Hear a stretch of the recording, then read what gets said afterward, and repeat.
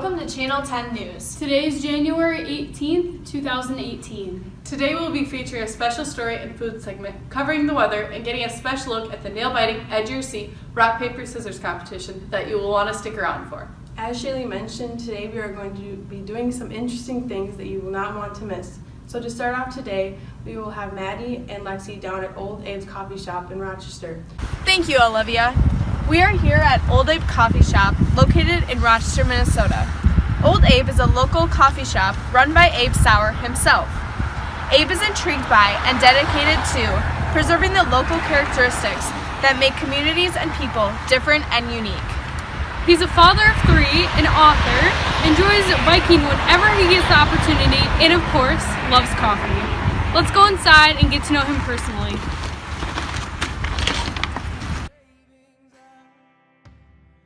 If we don't leave this town, we might never make it out. I was not born to drown. Baby, come on.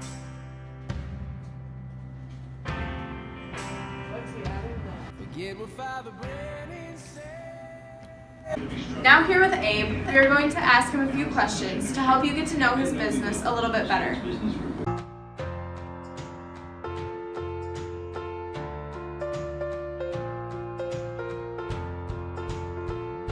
I grew up on a dairy farm in Wisconsin. We moved here about 4 or 5 years ago, and my background originally was in a number of different things. I did international development in China for a long time during the 90s, and then I was in New York and I did marketing and fundraising and some other things. When we moved here, we had little kids, and I'd been into coffee for a long time and also bicycles. There needed to be more coffee downtown. I'd lived before, whether it was in the US or overseas, had a lot of mobile food. Like you had street food, carts, things like that would specialize in one or two small things. And it just seemed like Peace Plaza was a wonderful place to kind of make some of that happen. How did you choose your menu options? Is there a reason for it being all vegan? We're not all vegan. We have a little bit of cheese, and we do have dairy in the milk. I was interested in, I'm not completely vegan myself, but my wife is pretty vegetarian, so am I, and we'd like to see our kids eat more vegetables. I think that modern day, it used to be that the vegetarian lifestyle or vegan lifestyle was really an animal welfare question. So you had people who were worried about, like PETA sort of people. And modern day vegetarian and veganism is like a triangulated group of interests. And one is health.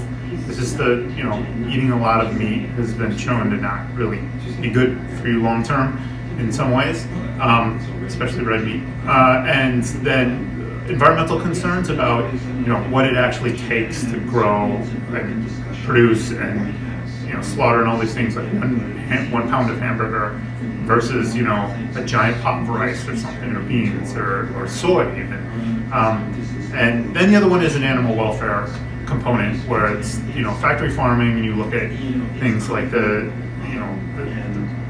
pig birthing cages and things, and there is some improvement on that, where they have like free range meat and things. So I'm not morally opposed to meat necessarily, but I think there's a lot more interest, and especially from younger people, even younger than myself these days, in that triangulated kind of way to eat better and smarter. Doesn't mean you can never have meat. It just means that maybe you don't eat meat every day of the week, all the time. We are aware that you attend the Summers Farmers Market and sell your items out of cart. Can you elaborate on why you decided to start the cart? Yeah, the cart kind of almost came about as a practical thing. Peace Plaza and other places requires that you have a non-motorized, like you can't have a generator in the plaza or any kind of electric power running your product. Run a whole cold brewing system with ice coolers and then gas. Europe, so Thailand to anywhere else, you will see people who they their way of doing things in plazas and stuff like that is on a small cart, and they just specialize in one or two small things. So that was the inspiration. I thought if I could just ride it in there and ride it out, it solves a whole bunch of problems with having to get a truck or something like that. And for the farmers market, it really fit in with the rest of what was going on in the market. Is Old Abe a family-run business, or have you hired employees who are just residents of the surrounding area? Old Abe is a family-run business. Myself, obviously, do the lion's share of the work right now. When I'm not here, my sister runs the shop. She's been here since we opened this. She helps out a lot. Actually, she comes up with some of the recipes. Some of our aioli sauces and things are by her design, and she's probably a better cook than I am, honestly, and better at coming up with recipe combinations. And then we have a couple of other people who are from the community. What are your plans for the future, and have you ever thought about expanding your business? Plans for the future. We hope to continue, growing the business, getting more people to know about it. We've had, a very slow pickup, which is exactly kind of what we wanted. We've been successful.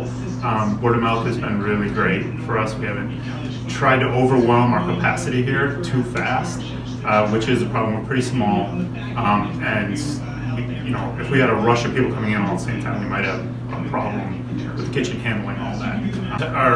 People can say what they want about online reviews are really kind of important to us, and they've been really 5-star across the board, and we really are trying to keep it that way.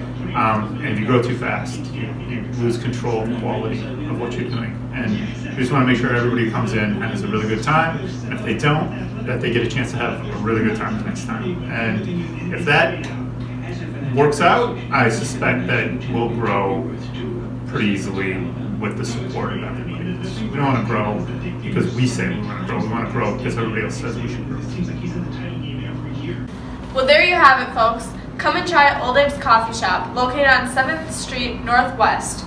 You can get more information on oldabecoffee.com. Thank you for your time and giving everyone a more solid knowledge of your unique and wonderful business. Back to you, Olivia. Once again, I would like to thank Abe for the wonderful and informative interview.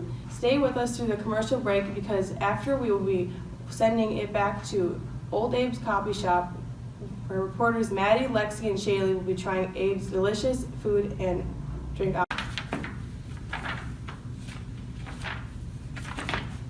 What the heck? I haven't learned any of this.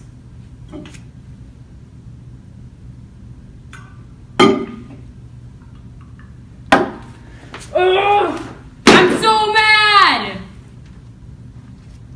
Lexi, you're not you when you're studying for the ACT. Here, try this.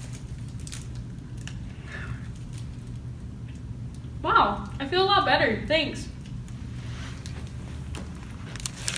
You're not you when you're hungry.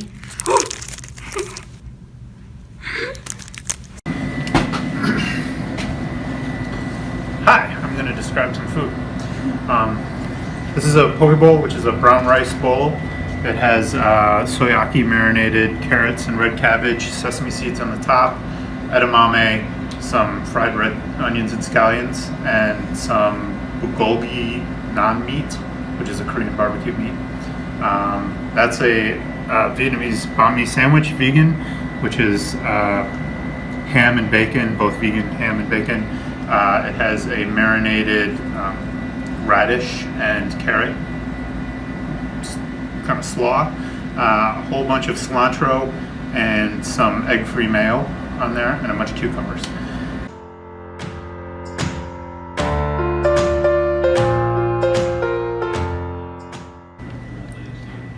Maddie is trying the poke bowl. Consists of brown sushi rice. So good. Some Korean stuff, edamame. So delicious. Way better than any other place you'd go to get food like this. Like, tastes like Chinese and out of 10. It's so good though. Out of 10, what is it? Overall. Over 10. It's like 12.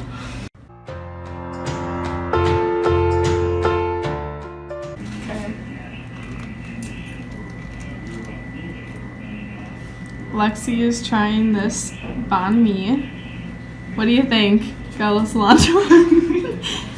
How's it taste? Like, it's kind of trippy because it tastes like real meat, but it's not. Very strong cilantro flavor. I really like the consistency of everything. I feel like it balances really well.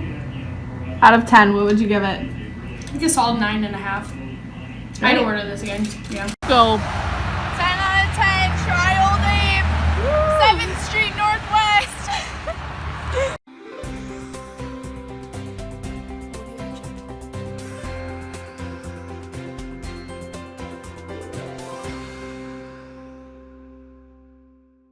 Shaylee out here with your weather update. It is currently 32 degrees, a little breezy.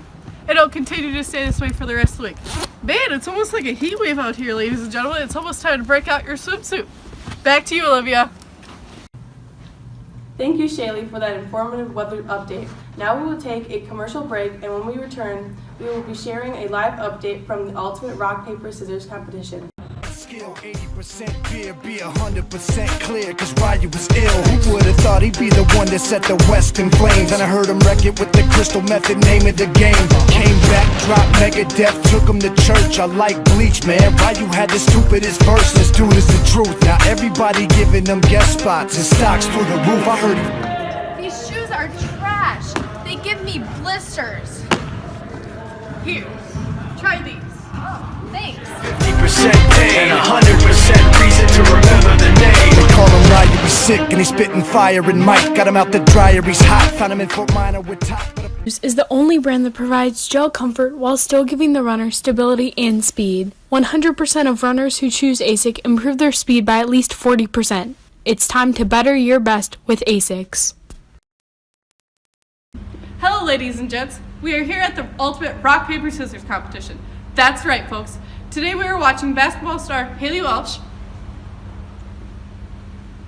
and legendary returning champion Grady Schwartz. Let's go, Grady!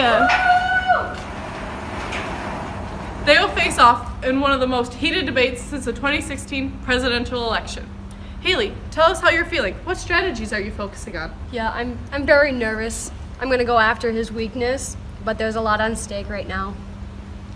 Grady, what do you think your biggest weaknesses are, and how will you counteract Haley's strategies? Playing on my weakness is an awful strategy. I don't have any, but I prefer not to reveal my tactics on screen.